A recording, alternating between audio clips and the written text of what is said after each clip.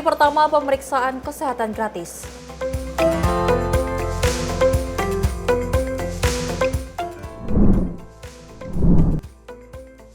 Panglima TNI minta tegakkan hukum tanpa arogansi.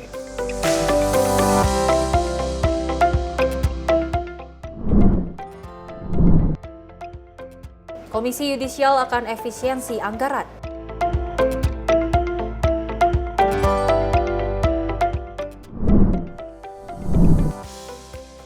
Pria tanpa identitas tewas tertabrak kereta.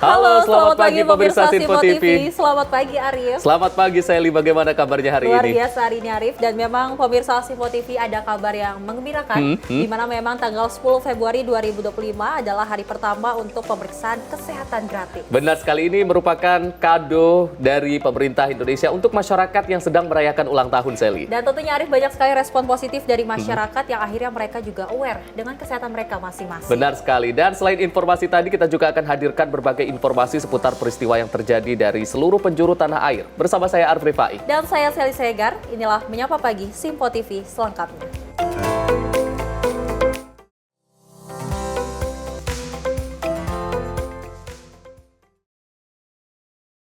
Dan kita awali informasinya pemirsa, di mana Presiden Republik Indonesia Prabowo Subianto mengecek langsung pelaksanaan program makan bergizi gratis di SDN 1 dan SDN 2 Kedung Jaya 2 Bogor, Jawa Barat pada Senin pagi.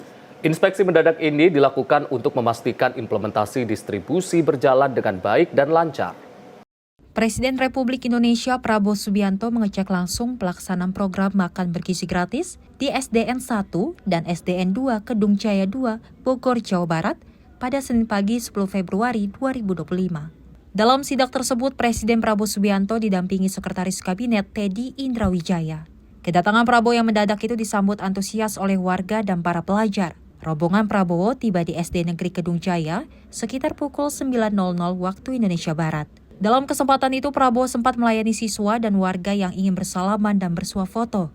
Prabowo juga sempat duduk di bangku guru agar tidak mengganggu proses belajar anak-anak di kelas. Tim redaksi Simpo TV melaporkan. Sementara itu, pemirsa, Wakil Presiden Gibran Rakabuming Raka membacakan pantun saat menghadiri perayaan Tahun Baru Imlek 2576 Kongzili tahun 2025 tingkat nasional di TMII pada Minggu sore. Lewat pantun tersebut, pemirsa, Gibran mendoakan agar semua cita-cita dan impian anggota Majelis Tinggi Agama Konghucu Indonesia dapat tercapai.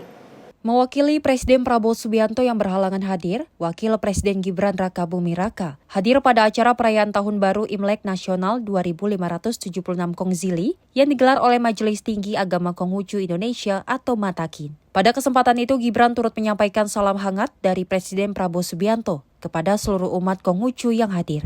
Sementara itu, dalam sambutannya, Gibran menyampaikan bahwa MATAKIN memiliki peran strategis dalam menjaga persatuan. Ia pun mengajak para anggota MATAKIN untuk memperkuat persatuan dan bergotong royong dalam menghadapi tantangan. Kita buka dulu dengan pantun.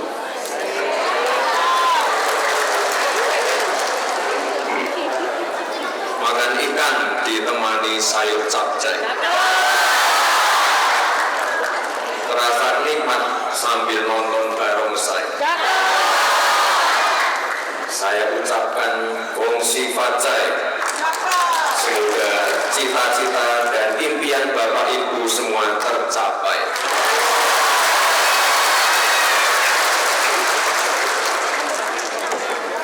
Pertama-tama, sekali lagi saya ingin mengucapkan selamat Tahun Baru Imlek, gongsi facai, kyonghi kyonghi. Salam hangat dari Bapak Presiden. Mohon maaf, Bapak Presiden tidak bisa hadir pada hari ini. Tapi doa dan harapan beliau selalu menyertai Bapak Ibu semua. Dari Jakarta, tim Simpo TV melaporkan. Kita beralih ke informasi lainnya pemirsa, di mana Menteri Kesehatan Budi Gunadi Sadikin memantau langsung jalannya program pemeriksaan kesehatan gratis yang serentak diluncurkan oleh pemerintah pada 10 Februari 2025. Menkes mendatangi Puskesmas Manukan Kulon yang berlokasi di kawasan Jalan Raya Tandes, Surabaya, Jawa Timur. Hari pertama diluncurkannya program pemeriksaan kesehatan gratis oleh pemerintah, Menteri Kesehatan Budi Gunadi Sadikin memantau langsung jalannya program screening kesehatan di Puskesmas Manukan Kulon yang berlokasi di kawasan Jalan Raya Tandes, Surabaya, Jawa Timur, Senin siang. Dalam kunjungannya, Menkes menyempatkan waktu untuk berinteraksi dengan warga lansia yang memanfaatkan program pemeriksaan kesehatan gratis tersebut. Di sela kunjungannya, Menteri Kesehatan Budi Gunadi Sadikin menegaskan bahwa setibanya di Surabaya, istrinya memantau secara online bahwa sekitar pukul 10 pagi tadi sudah terdapat 17.000 warga di seluruh Indonesia yang memanfaatkan program pemeriksaan kesehatan gratis. Sementara untuk kuota yang diberlakukan dalam program pemeriksaan gratis di puskesmas tersebut, ditargetkan ada 30 warga masyarakat yang terlayani dengan asumsi 26 hari kerja, mampu menjangkau sekitar 780 lansia di tiap puskesmas yang ada di seluruh Indonesia. Ibu, tadi waktu saya berangkat, karena pesawatnya agak telat, belum ada. Tadi waktu saya mendarat ada 15.000. Nah, waktu masuk sini udah ada 17.000 yang diperiksa di seluruh Indonesia. Jadi saya ucapin terima kasih sih, karena masyarakat antusiasmenya juga baik, teman-teman juga membantu. Pesan yang saya yang penting ya, rata-rata usia Indonesia kan 70. Kita pengen dong lebih tua dari itu kan usianya. Nah, semua macam penyakit, kanker, stroke, jantung, ginjal itu sebenarnya penyakit kronis yang butuh waktu 5 tahun sampai benar-benar bisa parah. Kalau ketahuannya sejak dini, itu bisa ditangani dengan baik, jauh lebih murah juga. Nah, jadi buat teman-teman, jargonnya sangat penting untuk menjaga kita tetap sehat. Pemeriksaan kesehatan gratis yang disediakan oleh pemerintah, diantaranya pemeriksaan cek darah, jantung, ginjal, telinga, mata, tumbuh kembang anak, hingga penyakit kronis lainnya. Dari Surabaya, Jawa Timur, Karuna Wardana, Sinpo TV melaporkan. Pemirsa, Pemkab Bogor mengungkapkan sebanyak 101 puskesmas Kabupaten Bogor sudah siap melaksanakan program Astacita Presiden Prabowo Subianto, yakni pemeriksaan kesehatan gratis. Program ini pun langsung diserbu puluhan warga. Salah satu warga lansia di Bogor, Jawa Barat mengungkapkan rasa bahagia dapat melaksanakan pemeriksaan kesehatan gratis dan ia bersyukur dan berterima kasih kepada pemerintah di saat usia rentan dapat mengurangi beban penyakit yang bisa dicegah. Program Cek Kesehatan Gratis atau CKG adalah kado ulang tahun dari negara kepada masyarakat yang dimulai Senin 10 Februari. Dengan tujuan meningkatkan kualitas kesehatan masyarakat Indonesia, selain itu juga mengurangi beban penyakit yang bisa dicegah.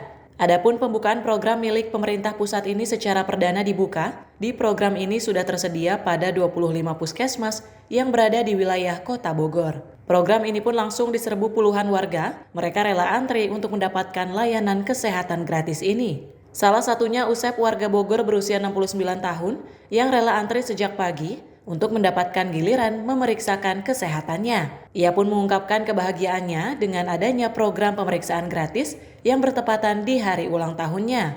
Senang sekali Bapak ya, pertolongan dari para kesehatan. Ya Bapak terus sakit kayak anak-anaknya, ya Bapak jam 3 terus penyalinan Bapak nanti terus dikasih ke istri. Dan berbat alhamdulillah gitu ya. Gini ya. Alhamdulillah mohon terbantu kecil. Dan Bapak meneta di mana gitu, buah mengaja pada rumahannya Bapak jamu saya sahabat tangkara lain. Barangkali terus darah raya terus orang ngeratukan ya rumah tangga lah gitu ya Bapak punya lira di bumi ge. Kepala Dinkes menjelaskan bagi warga yang ingin mendaftarkan diri mengikuti program ini, bisa mendaftar melalui aplikasi Sehat Mobile atau melalui chatbot Kemenkes. Atau aplikasi ASIK bisa didaftarkan oleh petugas bagi warga yang tidak memiliki handphone atau tidak memiliki identitas seperti bayi baru lahir. Dengan hadirnya program ini diharapkan menjadi prioritas pemerintah dalam mencapai standar kesehatan warga. Tim redaksi Sinpo TV melaporkan.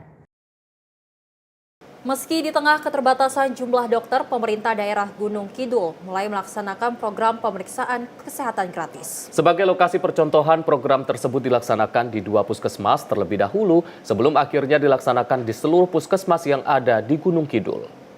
Pemerintah Kabupaten Gunung Kidul mulai melaksanakan salah satu program nasional, yakni pemeriksaan kesehatan gratis atau PKG pada Senin 10 Februari 2025. PKG tersebut dilaksanakan di 2 puskesmas, yakni Puskesmas Poncong 1 dan Puskesmas Palian.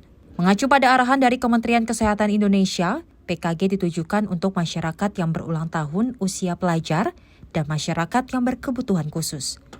Kepala Puskesmas Ponjong 1, Kuncoro mengatakan, pelaksanaan program PKG di Gunung Kidul saat ini masih mengalami banyak kendala. Salah satunya ialah minimnya ketersediaan dokter di masing-masing puskesmas. Kuncoro menyebutkan di setiap puskesmas saat ini hanya menyediakan 2 hingga 3 dokter, sedangkan idealnya sebanyak 5 dokter harus tersedia di masing-masing puskesmas. Meski demikian, pihaknya mengaku akan berupaya untuk mengoptimalkan pelayanan PKG tersebut, sehingga seluruh masyarakat dapat turut merasakan program PKG. Ini Mas, kita memang sudah mulai uji coba ya Mas untuk pemeriksaan kesehatan gratis kepada masyarakat yang ulang tahun.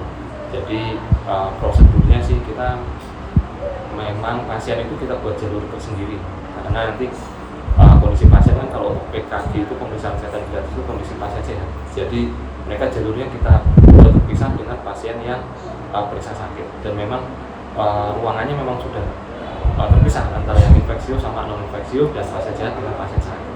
Jadi ada jalur tersendiri kalau kita. Kendalanya karena sistemnya ini masih kita kan baru hari pertama. Jadi kita sistem itu masih belum berjalan sepenuhnya. Ini tadi sudah kita coba. Ternyata dari aplikasi ASIK itu juga belum sesuai yang kita harapkan. Mungkin nanti hari ini diuji coba ada kendalanya apa nanti kita sampaikan sehingga besok hari kedua dan seterusnya ada perbaikan untuk mempermudah proses pelayanan. Terima kasih atas semua bantuan dari pemerintah. Pemeriksa. Tensi, tinggi badan, berat badan, sama dikontrol penyakitnya apa. Rencananya program PKG di Kabupaten Gunung Kidul akan mulai dilaksanakan di seluruh puskesmas pada pekan depan. Meski di tengah keterbatasan jumlah dokter, program PKG diharapkan mampu berjalan dengan lancar. Dari Gunung Kidul, Yogyakarta, Wahyu Wibowo, Simpo TV melaporkan. Sementara itu, pemirsa, hari pertama pelaksanaan program cek kesehatan gratis yang digelar secara serentak hari ini disambut antusias oleh masyarakat yang rela mengantre di puskesmas sejak pagi. Salah satu warga Tanah Abang mengatakan program cek kesehatan ini sangat berkesan, sekaligus dapat menolong rakyat kecil. Usai melakukan cek kesehatan gratis di Puskesmas Tanah Abang, salah satu warga bernama Saud turut mengungkapkan kesan dan antusiasnya. Menurutnya, program yang sudah ditunggunya sejak lama ini membuktikan wujud nyata dari janji yang diberikan oleh Presiden Prabowo Subianto di masa kampanye. Sangat berkesan menolong rakyat kecil.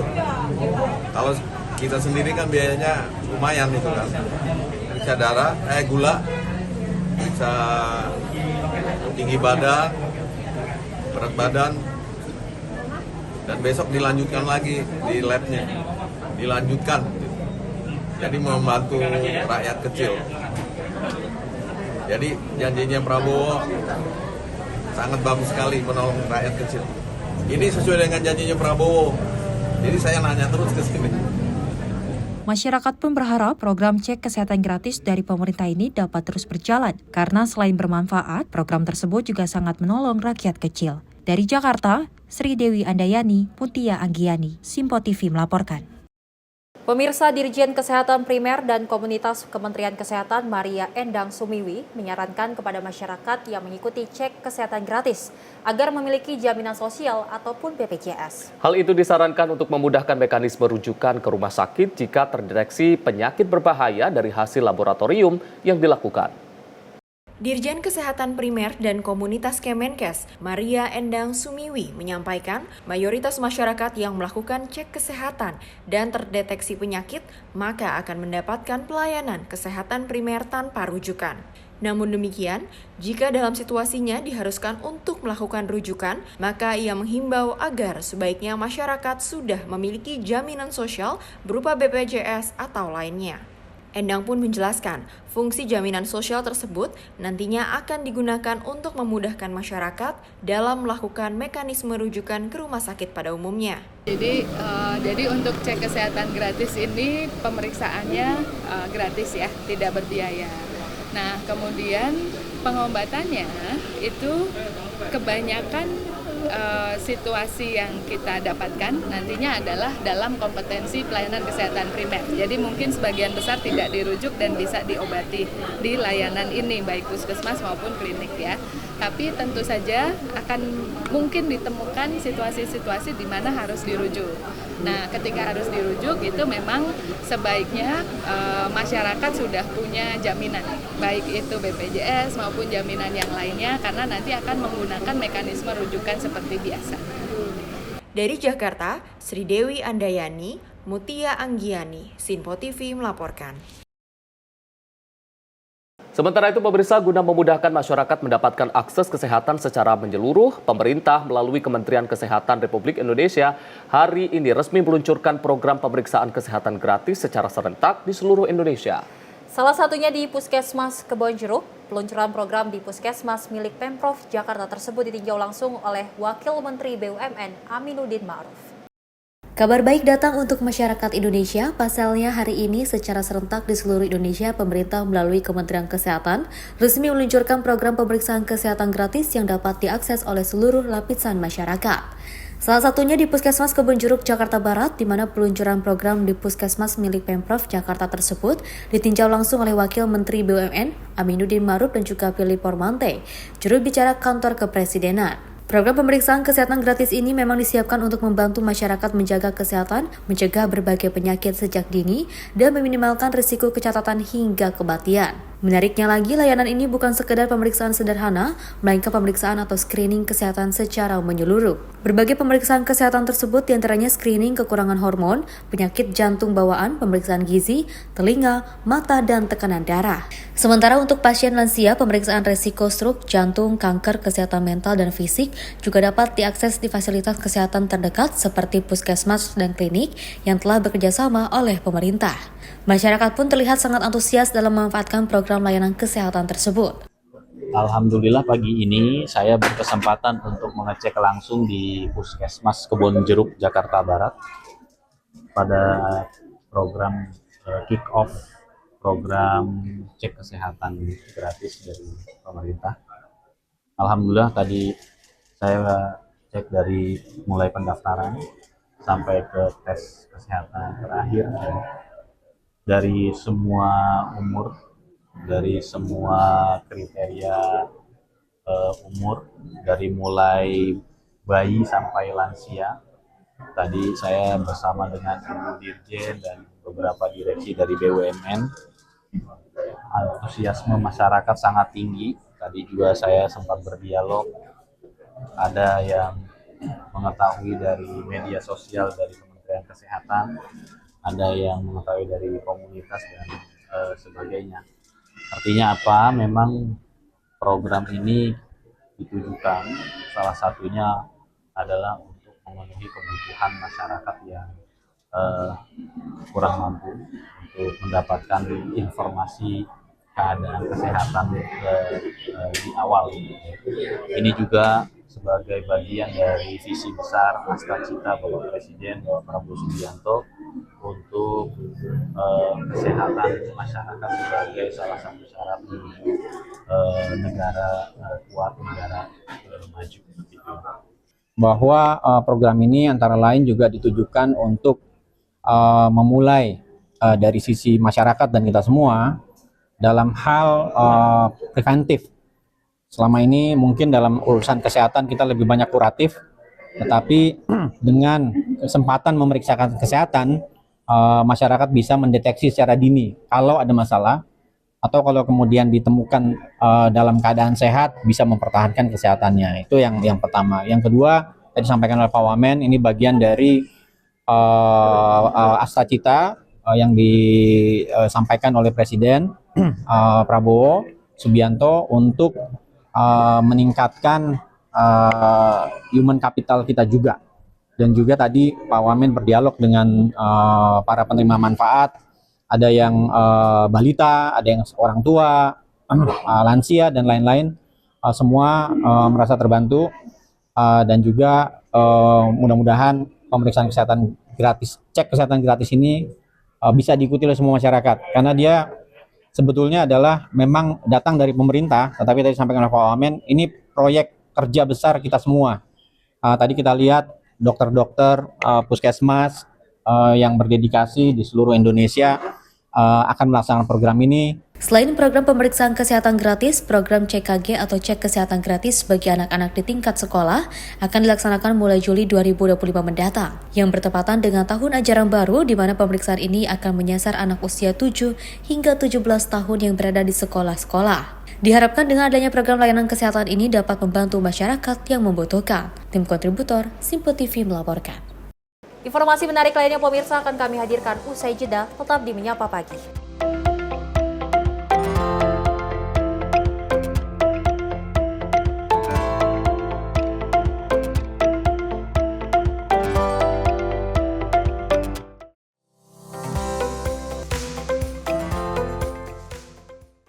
Halo, selamat pagi pemirsa Simpo TV. Selamat pagi Andi. Selamat pagi, Fen. Beragam informasi terbaru hadir menemani Anda sebelum memulai hari. Itu memang dari Menteri Perhubungan juga mendukung, Betul. dari Menteri Keuangan juga mendukung, dan kita sebagai masyarakat pun juga Harus mendukung. Mengangkat isu yang tengah menjadi pembicaraan paling hangat. Semarakan pagi Anda bersama Menyapa Pagi. Setiap Senin hingga Jumat pukul 6 pagi. Hanya di Simpo TV. Kami hadir dengan rangkaian informasi dari berbagai penjuru dunia. Topik dan isu yang tengah menjadi sorotan mancanegara dikemas dengan lengkap untuk Anda.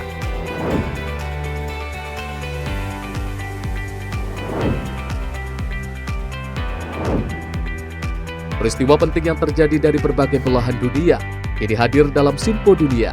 Setiap Senin hingga Jumat pukul 7:30 malam hanya di Simpo TV. Halo, selamat malam pemirsa. Senang sekali rasanya kami mengisi ruang informasi Anda. Akhiri aktivitas Anda dengan rangkuman perkembangan peristiwa yang terjadi sepanjang hari. Sebelumnya kita saksikan ada sekitar 3.000 tamu undangan, sementara di Ibu Kota Nusantara ini ada sekitar 2.000 tamu undangan. Rangkaian informasi nasional dan mancanegara dirangkum sebagai penutup hari dalam Menyapa Malam. Setiap Senin hingga Jumat pukul 8 malam, hanya di Simpo TV. Pemirsa Simpo TV kembali hadir menemani Anda dengan berbagai informasi yang telah kami rangkum dalam sepekan. Sajian lengkap informasi sepekan kami hadirkan untuk Anda. Badan Legislasi DPR menemui masa unjuk rasa di depan gedung DPR RI Senayan, Jakarta. Menemani akhir pekan Anda bersama keluarga dengan rangkuman berita menyeluruh dalam Simpo Sepekan. Setiap minggu pukul 6 pagi, hanya di Simpo TV.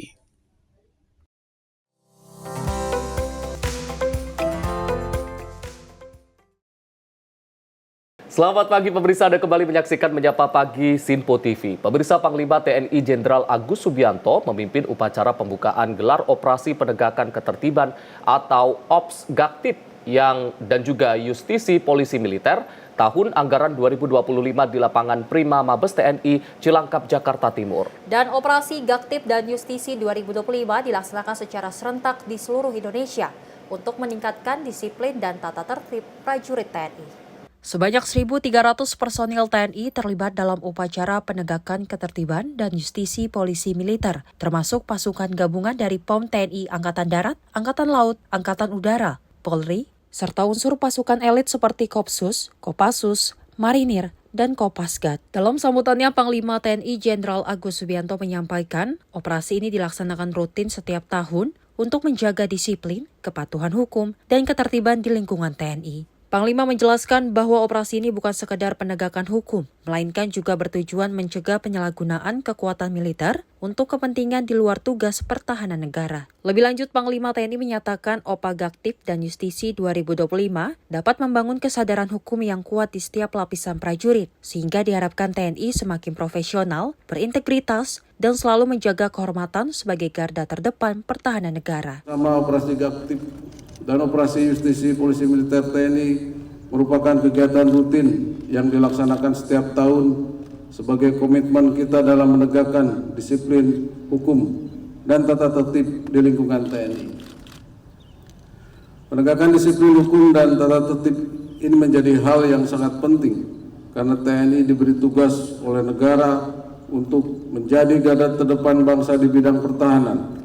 Untuk itu, operasi yang digelar hari ini merupakan kegiatan yang bertujuan untuk menjaga amanat yang sudah diberikan negara kepada TNI agar kekuatan yang dimilikinya tidak disalahgunakan untuk kepentingan-kepentingan di luar tugas pertahanan negara. Hadirin yang saya banggakan, sebagai sebuah operasi penegakan ketertiban dan penegakan hukum, operasi ini harus mengedepankan aspek-aspek edukatif, preventif, dan persuasif agar para prajurit TNI menjadi tertib dan taat hukum karena dilandasi oleh kesadaran yang tinggi untuk patuh pada peraturan yang ada. Operasi ini hendaknya mengedepankan aspek keadilan dan kesetaraan di hadapan hukum, sehingga diharapkan seluruh lapisan pangkat di lingkungan TNI memiliki tingkat kesadaran hukum yang sama. Dari Jakarta, Jihan Nabila, Robai Aldi, Simpo TV melaporkan. Operasi penegakan ketertiban dan justisi 2025 dilaksanakan secara besar-besaran di seluruh wilayah di Indonesia. Dan Puspom TNI Maijen TNI Yusri Nuryanto menyebut langkah ini dilakukan sebagai upaya menjaga kedisiplinan prajurit TNI dan juga sebagai bentuk dukungan terhadap program Astacita Reformasi Hukum yang digagas Presiden dan Wakil Presiden. Dalam operasi penegakan ketertiban dan justisi 2025, TNI berkomitmen untuk terus meningkatkan penegakan hukum di internal prajurit. Komandan Pusat Polisi Militer TNI Maijen TNI Yusri Nuryanto menyampaikan, Ops Gaktif dan juga justisi merupakan bentuk dukungan terhadap program Astacita pemerintah, terutama dalam hal reformasi hukum. Yusri mengungkapkan bahwa berdasarkan evaluasi tahun 2023 dan 2024, jumlah pelanggaran prajurit TNI mengalami penurunan signifikan. Tercatat pada tahun 2023 terjadi 618 kasus pelanggaran, sementara pada 2024 mengalami penurunan menjadi 616 kasus, berkurang sebanyak 156 kasus atau 25,6%. Kegiatan ini merupakan komitmen dari TNI dalam hal penegakan hukum, kemudian sebagai salah satu wujud untuk mendukung program Bapak Presiden dan Wakil Presiden terkait Astacita, yaitu terkait dengan reformasi hukum. Kemudian perlu saya sampaikan pada rekan-rekan bahwa selama kegiatan evaluasi dari tahun 2022 dan 2023 dan 2024 itu terjadi penurunan, di mana pada tahun 2023 itu ada 618 kasus pelanggaran, sedangkan pada tahun 2024 itu ada sekitar 416-an, sehingga ada penurunan sekitar 25,6%. Ya, jadi ada sekitar 156 pelanggaran terjadi penurunan. Di hadapan dengan ini, dengan adanya evaluasi tadi bahwa kegiatan ini akan selama tahun 2025 akan dilakukan secara masif, ya, di mana kegiatannya akan dilakukan secara terpadu, ya, jadi bisa mandiri dan juga bisa terpadu. Terpadu dalam hal ini dilaksanakan secara gabungan, ya, TNI dengan kepolisian, kemudian dari bea cukai ataupun dari imigrasi atau dari kejaksaan. Operasi penegakan ketertiban dan juga justisi diharapkan dapat memperkuat disiplin prajurit serta membentuk TNI yang semakin profesional dan taat hukum. Dari Jakarta, Jihan Nabila, Robai Aldi, Simpo TV melaporkan. Sementara itu, pemirsa, Panglima TNI Jenderal TNI Agus Subianto menyampaikan sejumlah poin penting dalam pelaksanaan operasi penegakan ketertiban dan juga justisi polisi militer TNI tahun 2025. Dan Panglima menegaskan bahwa operasi tersebut harus dilaksanakan dengan profesionalisme tinggi serta berlandaskan nilai-nilai kejujuran dan juga ketulusan.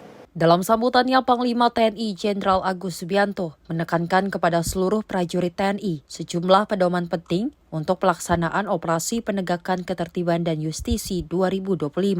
Panglima berpesan agar setiap prajurit melaksanakan operasi dengan niat yang tulus, ikhlas, memegang teguh sumpah prajurit, Sabta Marga, dan 8 wajib TNI agar dapat bertugas secara profesional. Panglima TNI juga mengingatkan prajurit untuk senantiasa waspada dan sigap dalam menghadapi berbagai perkembangan situasi di lapangan. Selain itu, Panglima TNI juga mengungkapkan pentingnya soliditas dan kekompakan seluruh komandan dan prajurit di lapangan hingga menjaga kepercayaan rakyat dengan tidak bersikap arogan. Saya ingin menyampaikan beberapa penekanan yang harus dijadikan pedoman dalam pelaksanaan operasi Gaktif dan operasi justisi ini. Laksanakan tugas operasi ini dengan niat ibadah, tulus dan ikhlas dalam ridho Tuhan yang Maha Kuasa dan Maha Adil. Pegang teguh sumpah prajurit, Sabta Marga dan 8 wajib TNI dalam melaksanakan tugas operasi ini agar Anda mampu menjalankan tugas secara profesional. Selalu waspada dan sigap dalam menghadapi perkembangan situasi yang tidak terduga. Bina soliditas dan kekompakan bersama seluruh komponen bangsa dengan tidak menunjukkan perilaku yang arogan dan selalu menjaga kepercayaan rakyat. Kreatif dan inovatif saat berada di lapangan agar tugas ini dapat terlaksana secara optimal. Tingkatkan pengawasan dan pengendalian agar operasi ini dapat berjalan sesuai dengan harapan. Dari Jakarta, Jihan Nabila, Robai Aldi, Simpo TV melaporkan. Sementara itu, pemirsa, Panglima Komando Daerah Militer 9 Udayana Maijen TNI Muhammad Zamrodi mendampingi Kepala Staf Angkatan Darat Jenderal TNI Maruli Simanjuntak dalam kunjungan kerja ke wilayah Kodam 9 Udayana pada Sabtu kemarin. Kunjungan tersebut diawali dengan kedatangan Kasat dan Ketua Umum Persit Kartika Chandra Kirana, Nyonya Uli Simanjuntak beserta rombongan di Makorem 163 Wirasatya, Denpasar, Bali. Setibanya di Makorem 163 Wirasatya, Jenderal TNI Maruli Simanjuntak beserta rombongan disambut langsung oleh Danrem 163 Wirasatya, Brigjen TNI Ida Idewa Agung Hadi Saputra sebagai bentuk penghormatan dan penyambutan khas budaya Bali. Rombongan disuguhkan tarian tradisional Bali yang menambah suasana kehangatan dalam kunjungan tersebut. Setelah prosesi penyambutan, Kasat meresmikan gedung Makorem 163 WSA yang baru direhabilitasi dengan pemotongan pita. Acara dilanjutkan dengan sesi penerimaan di ruang transit, di mana Danrem memaparkan kondisi satuan, situasi wilayah, serta program kerja Korem. Usai menerima paparan, Kasat meninjau gedung yang telah direhabilitasi sebelum memberikan pengarahan kepada prajurit, PNS, dan Persit jajaran Kodam 9, Udayana Segarnizon Denpasar di lapangan Makorem. Kegiatan pengarahan Kasat diawali dengan sambutan dari Pangdam 9 Udayana yang menyampaikan selamat datang kepada Bapak Kasat beserta rombongan di Kodam 9 Udayana. Pangdam Zamroni juga menyampaikan situasi dan kondisi wilayah Kodam 9 Udayana serta program Kodam 9 Udayana dalam mendukung program-program strategis TNI Angkatan Darat. Tim redaksi Sinpo TV melaporkan. Pemirsa, untuk memastikan penegakan hukum di lingkungan TNI berjalan efektif, Puspom TNI membentuk tim intel guna untuk mengawasi dan mengumpulkan data-data pelanggaran yang dilakukan oleh prajurit. Dan Puspom TNI Maijen TNI Yusri Nuryanto menjelaskan tim ini akan bertugas di lapangan untuk mendeteksi tindak pidana atau pelanggaran. Untuk mengoptimalkan operasi penegakan ketertiban dan justisi 2025, Puspom TNI mengerahkan tim intel yang bertujuan untuk melakukan pengawasan selama di lapangan. Dan Puspom TNI Maijen TNI Yusri Nuryanto menjelaskan tim intel bertugas mengumpulkan data dan informasi guna mengetahui kasus pelanggaran yang melibatkan prajurit TNI. Jadi untuk kegiatan, jadi memang kan kita punya tim lead pampik ya, jadi tim intel. Jadi tim intel yang mereka berada di lapangan untuk mengumpulkan data-data apakah memang ini terjadi tindak pidana atau pelanggaran yang dilakukan oleh anggota TNI. Nah, dari informasi tim intel inilah kita akan melaksanakan penindakan di lapangan. Informasi yang didapat dari tim intel akan menjadi dasar bagi Puspom TNI untuk melaksanakan penindakan secara tegas. Dari Jakarta, Jihan Nabila, Mutia Agiani, Simpo TV melaporkan. Kita beralih ke informasi lainnya, pemirsa, di mana Komisi 3 DPR menggelar rapat kerja bersama Komisi Yudisial di Kompleks Parlemen Senayan Jakarta pada Senin pagi. Dalam rapat kerja ini membahas masukan terkait substansi hukum acara pidana. Komisi Yudisial menghadiri rapat kerja bersama Komisi 3 DPR di Kompleks Parlemen Senayan Jakarta pada Senin pagi. Dalam hal ini, Ketua Komisi Yudisial Amzulian Rifai mengatakan pengawasan terhadap perilaku dan tindakan aparat hukum harus di semua tingkatan peradilan, termasuk dalam memperkuat pengawasan hakim oleh Komisi Yudisial. Bahkan tidak hanya itu saja, pihaknya juga memberikan masukan-masukan dalam upaya memperbaiki kinerja hakim yang nantinya dimasukkan dalam Kitab Undang-Undang Hukum Acara Pidana. Tentu saja berbagai upaya dilakukan dalam rangka meningkatkan trust publik ya kepada lembaga peradilan ya. Karena kan kita tahu KY berwenang untuk melakukan pengawasan dari aspek etik dan perilaku hakim ya. Nah, hari ini KY memberikan masukan-masukan terkait dengan upaya kita memperbaiki kerja hakim kita yang kita harapkan nanti masuk di dalam KUHAP ya. Ya, mungkin hal yang penting juga adalah bagaimana persidangan elektronik. Ya, kan sekarang kan supaya pengawasan itu juga oleh publik, akses untuk persidangan elektronik itu yang dikatakan terbuka untuk umum itu di dalam KUHAP juga diatur bahwa akses itu publik juga bisa mengakses. Jangan sampai akses persidangan elektronik itu hanya pihak-pihak tertentu saja. Nah, kita minta itu dimuat di dalam KUHAP ya. Dari Jakarta, Fahrizal Davarizkiano, Simpo TV melaporkan. Kita beralih ke informasi lain, pemirsa, guna meminimalisir angka kecelakaan yang kerap disebabkan ketidaklayakan armada bus dan angkutan umum, Kepolisian Satlantas Jakarta Barat bersama Sudin Perhubungan Jakarta Barat menggelar Operasi Keselamatan Jaya 2025 di dalam kawasan Terminal Bus Kalideres. Selain memberikan himbauan, petugas turut memeriksa kelayakan seluruh armada bus akap, angkutan umum, mulai dari fungsi sistem rem, kondisi ban, alat keselamatan, hingga masa berlaku surat tanda uji kendaraan. Satu persatu bus antar kota dan provinsi yang hendak memberangkatkan penumpang diperiksa petugas gabungan Kepolisian Satlantas Jakarta Barat bersama Sudin Perhubungan di dalam Terminal Bus Kalideres, Jakarta Barat pada Senin siang. Pemeriksaan armada bus akap ini dimulai dari kelayakan fungsi sistem rem, kondisi ban, alat keselamatan, hingga masa berlaku surat tanda uji kendaraan.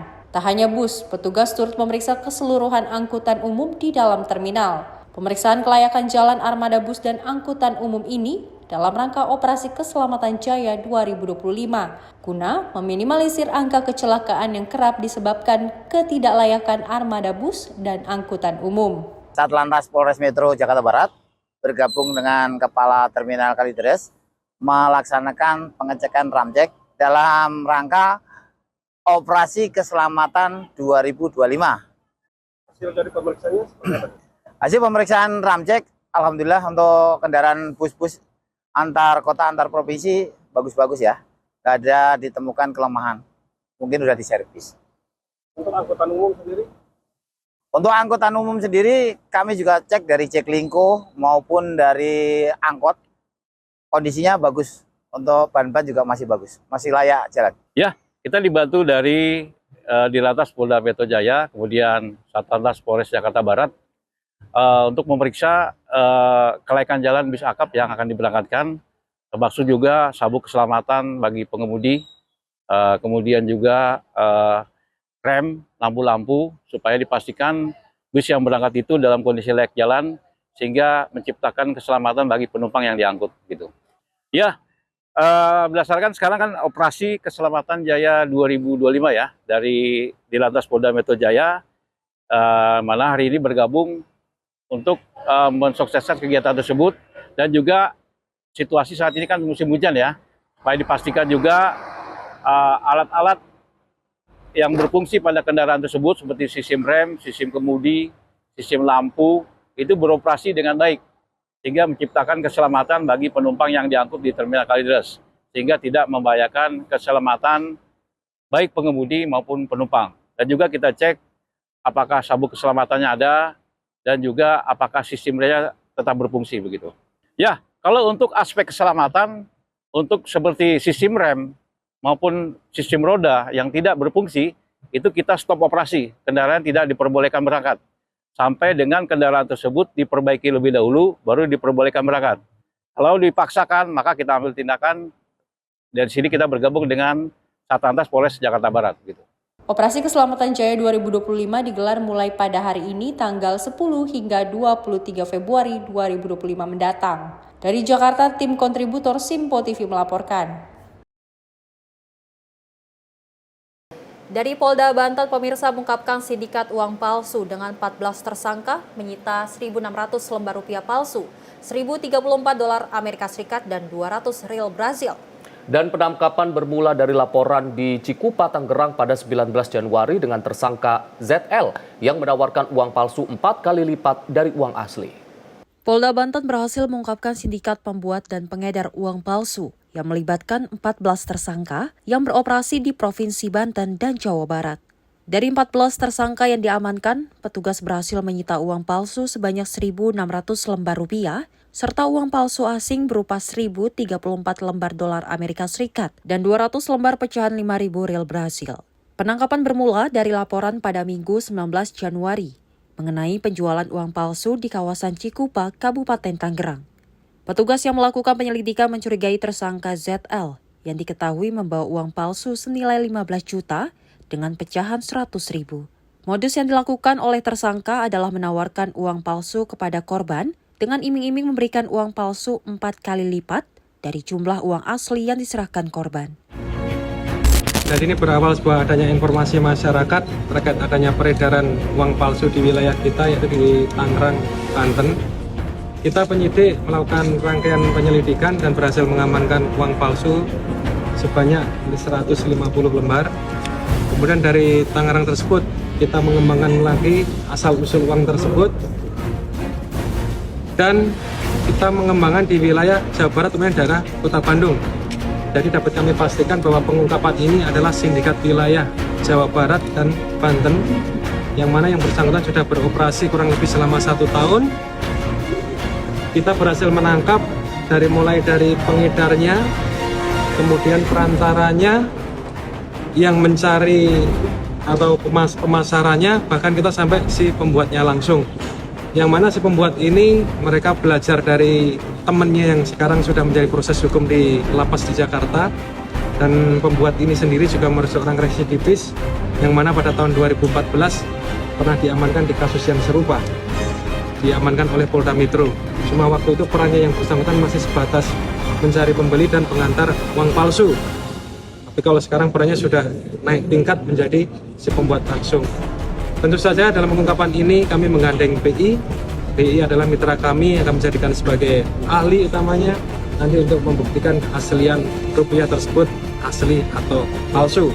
Penyelidikan lebih lanjut masih terus dilakukan untuk mengungkapkan jaringan lebih besar dari sindikat ini. Kepala Kantor Perwakilan Bank Indonesia Provinsi Banten, Amariza M. Moesa, memberikan apresiasi atas keberhasilan pengungkapan tindak pidana peredaran uang palsu. Tim redaksi Simpo TV melaporkan. Pemirsa, informasi aktual lainnya akan kami sajikan usai jeda pariwara. Jangan kemana-mana, tetap bersama kami di Menyapa Pagi Simpo TV.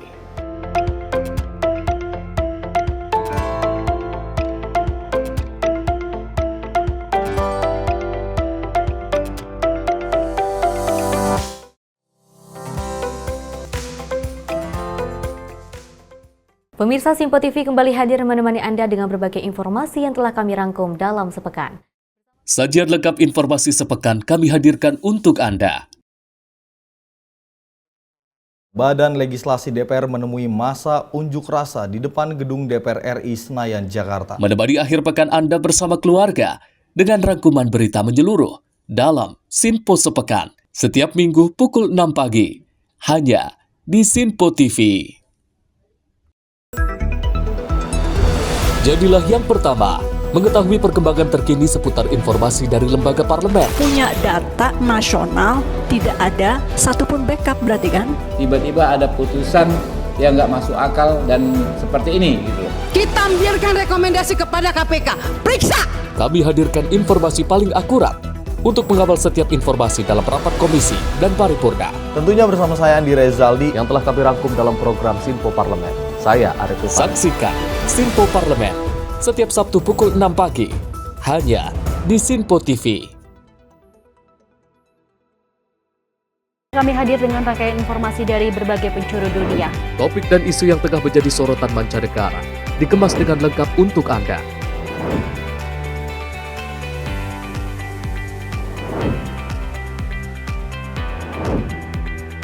Peristiwa penting yang terjadi dari berbagai belahan dunia kini hadir dalam Simpo Dunia setiap Senin hingga Jumat pukul 7:30 malam hanya di Simpo TV. Pemirsa Simpo TV kembali hadir menemani Anda dengan berbagai informasi yang telah kami rangkum dalam sepekan. Sajian lengkap informasi sepekan kami hadirkan untuk Anda. Badan Legislasi DPR menemui masa unjuk rasa di depan gedung DPR RI Senayan, Jakarta. Menemani akhir pekan Anda bersama keluarga dengan rangkuman berita menyeluruh dalam Simpo Sepekan setiap minggu pukul 6 pagi hanya di Simpo TV.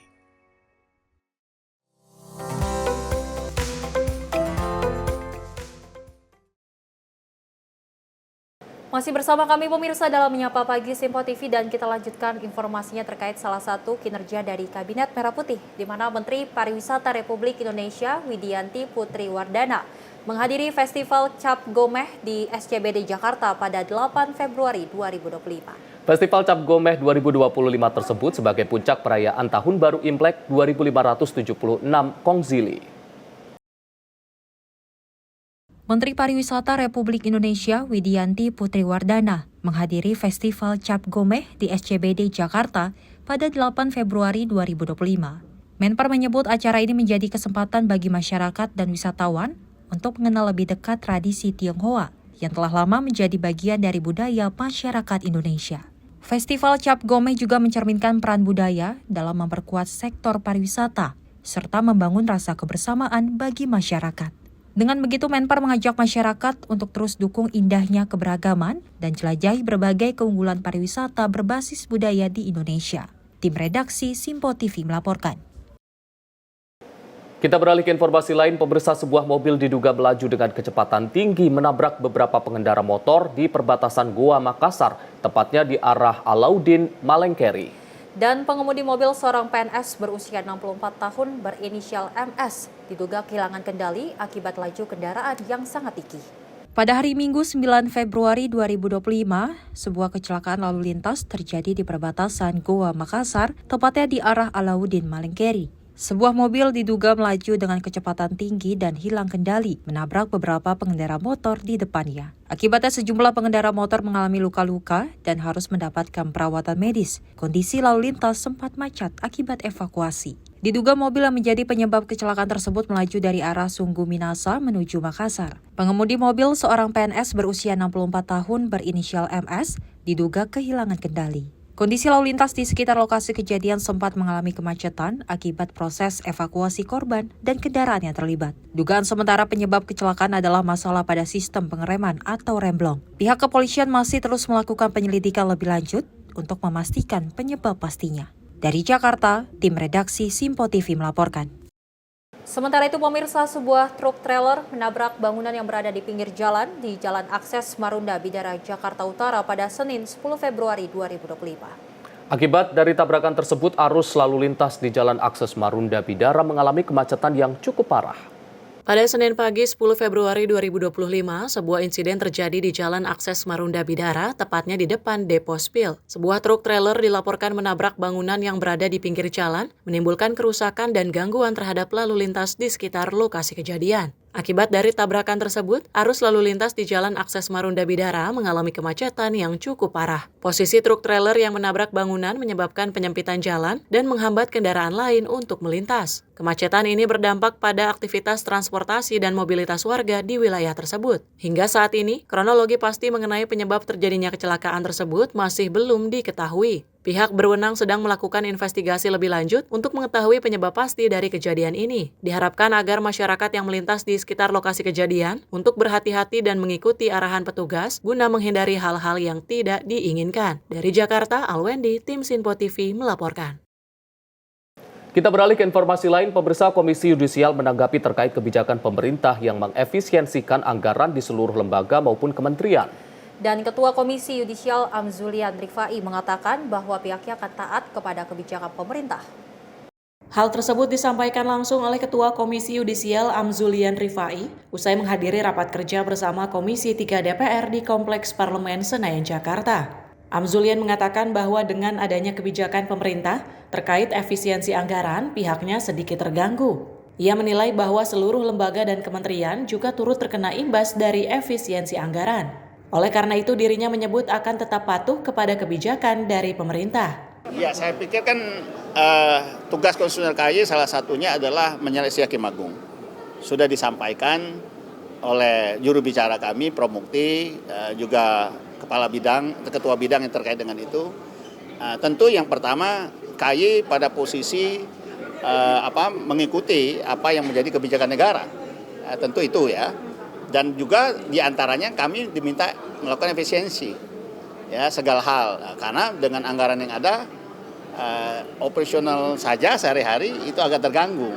Oh tentu kami sudah, saya pikir banyak pihak ingin ada perbaikan ya. Kami sudah ngontak Pak Ibu Menteri Keuangan dan kami yang berjanji untuk bertemu kepada beliau minta jadwal minggu depan. Sejauh ini memang nggak bisa. Karena kan kenapa kemarin ada konferensi pers menjawab itu? Karena ada surat Mahkamah Agung yang meminta kami menyelesaikan Hakim Agung. Dan itu harus kami jawab ya terkait surat itu maksimal 15 hari. Maka kami nggak punya pilihan lain, harus menjawab. Itu kira-kira ya. Enggak, ya solusinya memang ya kalau anggaran kami yang hanya 184 M itu dikembalikan ya kami normal tentu saja. Ya, tapi kami sadar ini kan kebijakan negara yang kami juga tidak bisa, saya yakin seluruh kementerian dan lembaga ya pada posisi yang sama ya kami akan jalankan ya sesuai dengan kebijakan negara tentu saja karena kami bagian dari negara ini. Dari Jakarta, Fahrizal Davarizkiano, Sinpo TV melaporkan. Sementara itu, pemirsa, Kementerian Koperasi menjalin kolaborasi dengan Kementerian Pariwisata dalam pengembangan sektor pariwisata melalui wadah koperasi. Kolaborasi yang akan terjalin ini diharapkan dapat meningkatkan koperasi Indonesia guna mewujudkan kualitas hidup masyarakat yang lebih baik. Wakil Menteri Koperasi Ferry Juliantono menerima audiensi Wakil Menteri Pariwisata Niluh Puspa pada 7 Februari 2025. Wamenko menyampaikan bahwa audiensi tersebut membahas potensi kolaborasi antar Kementerian Koperasi dengan Kementerian Pariwisata, yaitu bagaimana agar koperasi dapat hadir di desa-desa wisata, sehingga ekonomi masyarakat bisa tumbuh dan berkembang. Keunggulan dari pariwisata kita di Indonesia yang luar biasa ini, kita bisa bantu dari sisi Kementerian Koperasi untuk menumbuhkan, mengembangkan kelompok-kelompok sadar wisata yang ada di titik-titik destinasi wisata itu bisa kita kembangkan untuk menjadi badan usaha koperasi. Sementara itu, Wakil Menteri Pariwisata Niluh Puspa berharap kolaborasi ini dapat menumbuhkan koperasi yang ada di Indonesia agar masyarakat dapat hidup dengan sejahtera. Berdiskusi terkait dengan potensi kolaborasi dengan Kementerian Pariwisata dan Kementerian Koperasi, saya tentu berharap agar koperasi bisa terus tumbuh, bisa terus hadir di Indonesia, bisa kuat sehingga masyarakat Indonesia atau cita-cita Pak Presiden untuk menghadirkan masyarakat yang sejahtera itu bisa tercipta lewat koperasi dan juga lewat pariwisata. Kehadiran koperasi di desa-desa wisata diharapkan dapat menggerakkan roda perekonomian lokal, serta dapat meningkatkan kualitas hidup masyarakat setempat melalui peningkatan akses terhadap sumber daya dan pelatihan yang relevan. Dari Jakarta, tim redaksi Sinpo TV melaporkan. Pemirsa, kami akan kembali usai jeda, tetap bersama kami.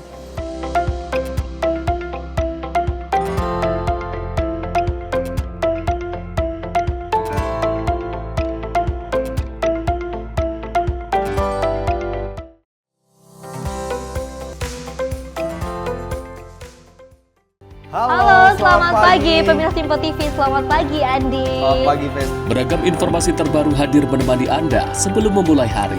Itu memang dari Menteri Perhubungan juga mendukung, dari Menteri Keuangan juga mendukung, dan kita sebagai masyarakat pun juga harus mendukung. Mengangkat isu yang tengah menjadi pembicaraan paling hangat. Semarakan pagi Anda bersama Menyapa Pagi. Setiap Senin hingga Jumat pukul 6 pagi. Hanya di Sinpo TV.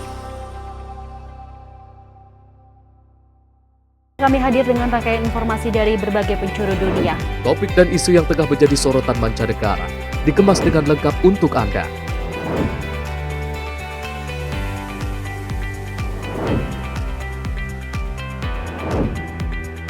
Peristiwa penting yang terjadi dari berbagai belahan dunia ini hadir dalam Simpo Dunia setiap Senin hingga Jumat pukul 7:30 malam hanya di Simpo TV. Halo, selamat malam pemirsa. Senang sekali rasanya kami mengisi ruang informasi Anda. Akhiri aktivitas Anda dengan rangkuman perkembangan peristiwa yang terjadi sepanjang hari. Sebelumnya kita saksikan ada sekitar 3.000 tamu undangan, sementara di Ibu Kota Nusantara ini ada sekitar 2.000 tamu undangan. Rangkaian informasi nasional dan mancanegara dirangkum sebagai penutup hari dalam Menyapa Malam. Setiap Senin hingga Jumat pukul 8 malam hanya di Simpo TV. Pemirsa Simpo TV kembali hadir menemani Anda dengan berbagai informasi yang telah kami rangkum dalam sepekan. Sajian lengkap informasi sepekan kami hadirkan untuk Anda. Badan Legislasi DPR menemui masa unjuk rasa di depan gedung DPR RI Senayan, Jakarta. Menemani akhir pekan Anda bersama keluarga dengan rangkuman berita menyeluruh dalam Simpo Sepekan setiap minggu pukul 6 pagi hanya di Simpo TV.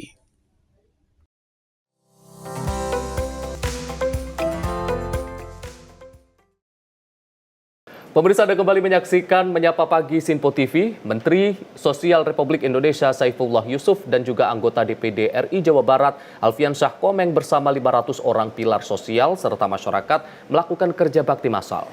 Pembersihan dilakukan untuk memastikan aliran air tetap lancar serta mencegah resiko banjir.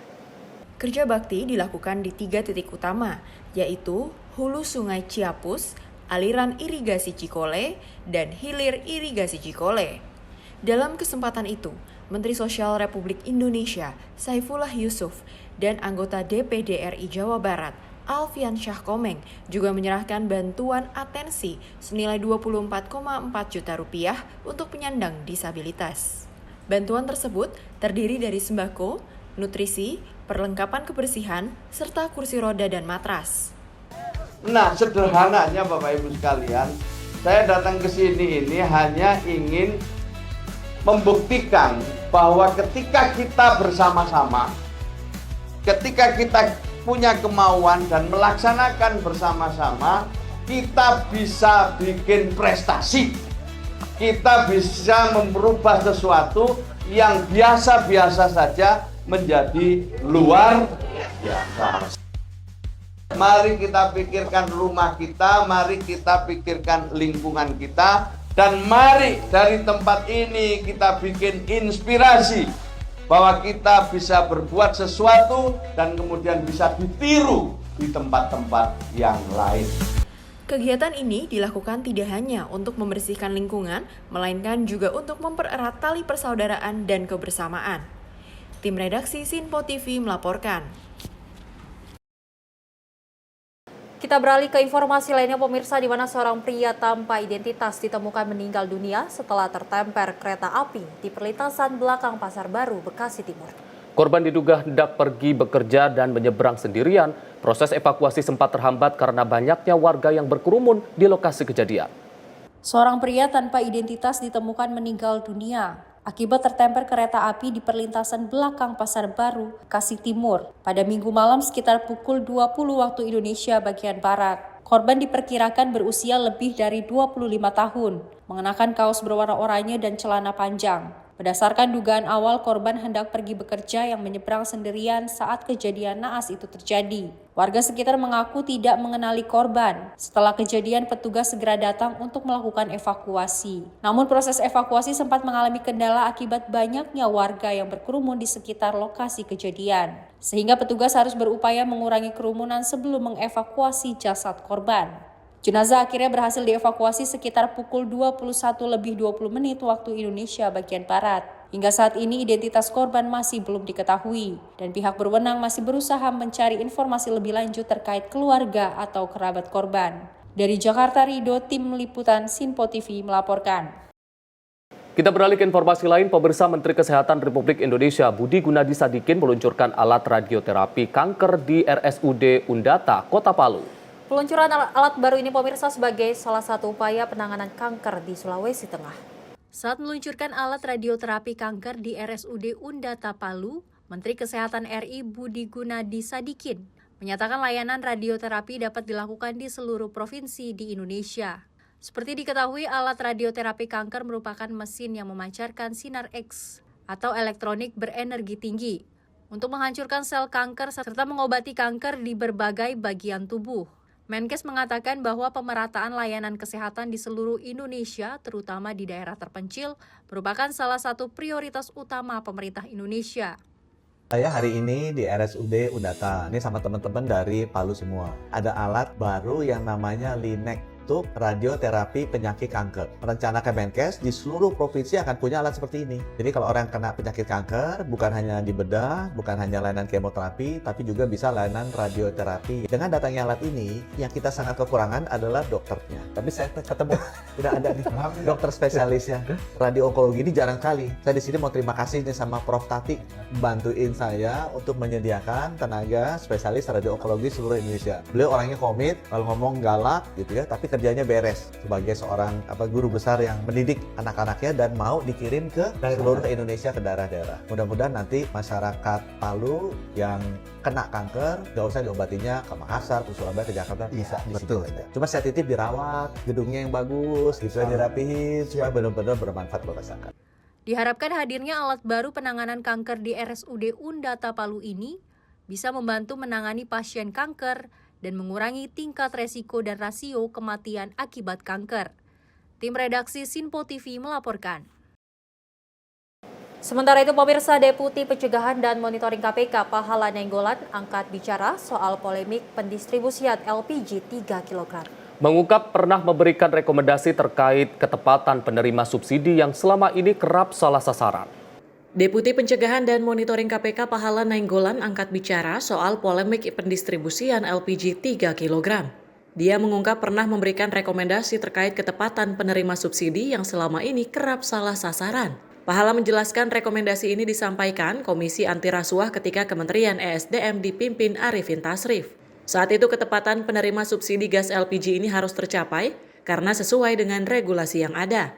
Selain itu, KPK juga sudah menyarankan agar pendistribusian tersebut sebaiknya diganti dengan bantuan langsung tunai di daerah tertentu yang tidak menggunakan LPG. Sebagai tambahan dari BLT atau apapun namanya lah, itu jumlahnya pasti, orangnya juga pasti, dan se-Indonesia bisa menikmati yang tergolong orang miskin atau UKM. Jadi itu yang kita sarankan. Nah, sekarang kita lagi lihat lagi datanya, itu seperti apa sih yang DTKS itu dibandingkan dengan yang KTP yang diperlukan selama ini. Karena memang yang ketiga ini, pengecer itu tidak ada di struktur. Jadi agen SPBD, agen pangkalan. Jadi kita juga berkembangnya ke pengecer gitu. Jadi yang kita lihat tuh jadi banyak pengecer gitu. Kan sekarang udah kayak yang tanah zaman dulu kan. Oleh karena itu kita bilang diselesaikan secara fundamental aja gitu. Kasih ke yang miskin, ya udah terserah nanti harga di pasar kayak apa gitu. Diberitakan sebelumnya, Menteri ESDM Bahlil Lahadalia mengungkap kebijakan menjadikan pengecer sebagai subpangkalan karena melihat kerugian negara yang besar akibat pendistribusian LPG 3 kg. Ia menyebut selama ini pemerintah sudah memberi subsidi berupa BBM, listrik, dan gas. Dari Jakarta, Dio Malau, Sinpo TV melaporkan. Kita beralih ke informasi lain. Pemirsa, akibat diguyur hujan deras, pohon besar terembesi yang berada di pinggir Jalan Gatot Subroto tumbang Senin pagi. Akibat batang pohon dan daun yang menutup jalan menyebabkan kemacetan lalu lintas dari arah Senayan menuju Selipi, Jakarta Barat. Puluhan petugas dari Dinas Pertamanan Kelurahan Gelora yang dibantu PPSU melakukan pembersihan pohon terembesi yang tumbang menutup Jalan Gatot Subroto Senin pagi. Pohon yang tumbuh di pinggir jalan Taman Hotel JICC ini tumbang akibat tidak kuat diguyur hujan yang disertai tiupan angin dan menimpa tiang listrik dan tiang kabel internet hingga putus. Untuk membersihkannya, petugas memotong batang serta dahan pohon tingginya mencapai 10 meter dan berdiameter 3 meter. Selama pembersihan lalu lintas, Jalan Gatot Subroto mengalami kemacetan yang cukup panjang dari arah Senayan menuju perempatan Selipi. Bahwa ada laporan adanya pohon tumbang di depan JCC. Langsung petugas PPSU Kelurahan Gelora melakukan pendampingan awal menggunakan sensor dan juga golok. Kemudian kami juga sudah berkoordinasi dengan Dinas Pertamanan untuk bantu penyediaan alatnya karena memang ada beberapa ada beberapa spot ini yang memang tidak bisa hanya untuk golok dan sensor, menggunakan pendorong untuk sebagai penyangga para petugasnya untuk menoping pohonnya seperti itu, Pak. Bu, untuk alat beratnya itu seperti apa aja sih, Bu? Sama berapa personil kira-kira yang diterjunkan? Dari dinas ketamanan mengerahkan kurang lebih 15 personil, dari PPS Gelora 12 personil, lalu di sini kami juga sudah koordinasi dengan PJU Sudir Bina Marga Kota Jakarta Pusat, juga petugas PLN yang sudah membantu untuk melakukan perbaikan PJU yang seperti Bapak lihat ya, yang sudah hancur kena pohon tumbang. PLN juga bantu untuk pengamanan listrik, karena tadi ketika kami jemput listriknya masih bergerak, Pak, masih ada. Oh, masih berfungsi untuk alur listrik? Iya, masih ada. Untuk sementara ini karena penyebabnya karena curah hujan yang kencang apa ini bagaimana sih, Bu? Kombinasi semuanya, Pak. Tadi memang hujannya intensitasnya cukup banyak dan anginnya sedikit lumayan gitu, Pak. Dan kebetulan pohonnya juga kalau kita lihat pohon bersih yang jatuh ini sudah cukup besar ya. Untuk cepat membersihkan pohon besar yang tumbang ini, petugas menerjunkan 2 tim pertamanan yang dibantu PPSU Kelurahan Gelora. Dari Jakarta, Dio Malau, Sinpo TV melaporkan. Informasi tadi pemirsa sebagai penutup jumpa kita kali ini dalam Menyapa Pagi Simpo TV. Saya Selis Regar. Dan saya Arif Rifai mewakili seluruh kru yang bertugas mengucapkan terima kasih. Selamat pagi. Sampai jumpa.